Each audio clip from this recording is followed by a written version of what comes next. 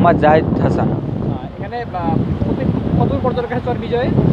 সেখানে দৈনিক 2-3 বার আসা পড়ে। পর্যটকের কেমন প্রিয় পর্যটকের কাছে?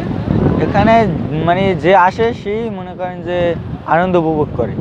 এখানে আসলে এটা অনেক একটা সুন্দর জায়গা। এখানে লাল কাঁকড়া এবং অতিথি পাখি দেখতে পারে। সকাল থেকে সন্ধ্যা পর্যন্ত সারাদিনে যে কোনো সময় আসতে পারে এখানে। স্পিড বোট যে কোনো সময় এখানে আসে।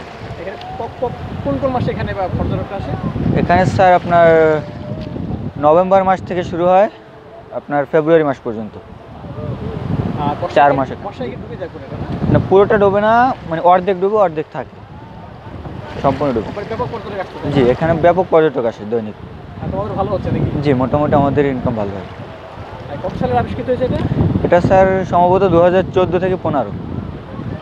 16 চর বিজয় নাম হয়েছে কেন? জি, এটার নাম হয়েছে যে আপনার বিজয়ের মাসে যাচ্ছে তো, ডিসেম্বর মাসে যাচ্ছে, তাই ওইটার সাথে যোগ করে মানে এই নামটা দিছে চর বিজয়।